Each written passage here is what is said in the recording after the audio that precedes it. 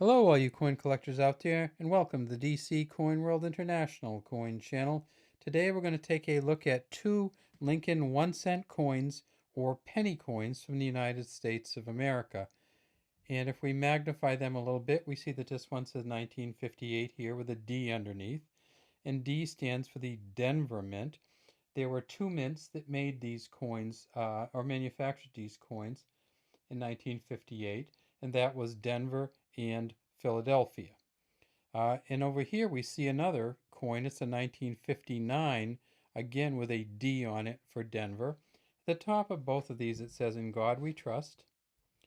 Back behind Abraham Lincoln's torso we see it says "Liberty."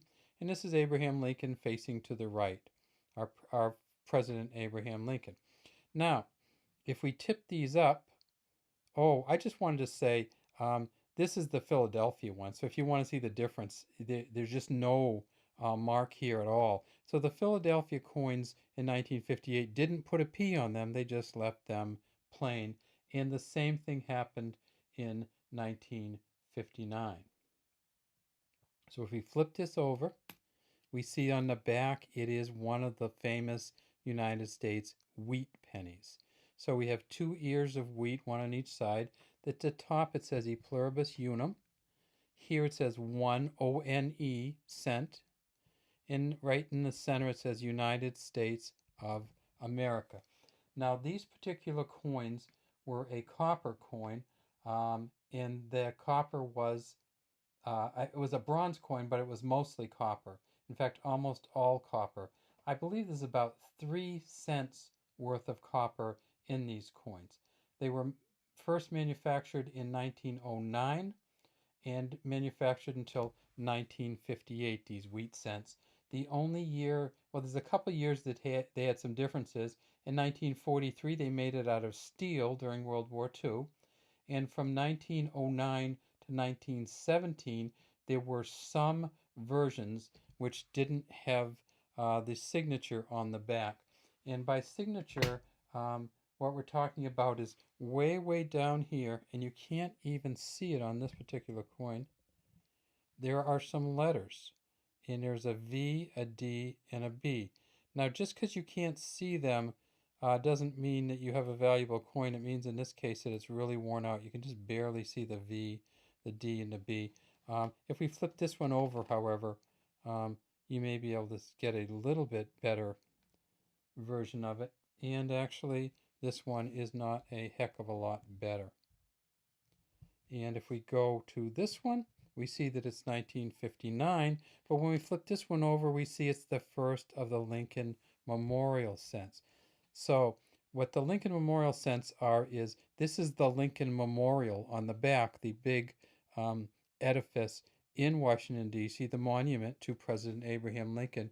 And if you go way, way deep inside, you can actually see kind of the shadow of his statue. On the better coins, you can actually see the statue way down inside in this center column. So the backs of them are quite different. So this coin in 1958, they made a ton of them because they knew they were changing over. So they made 800 million of these. They made a billion in 57, 800 million of these Ds in 58, and 252 million of the Philadelphia mints in 1958. Now, what did they do after 1958? Well, they moved on to the same kind of coin. It's still 90%, 95% copper. They both are, with tin or bronze.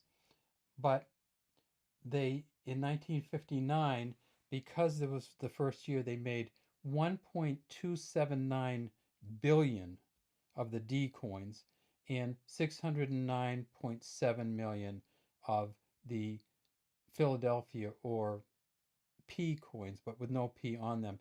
So essentially about 1.9 billion of these coins in 1959, their first year of issue with the Lincoln Memorial cent on the back.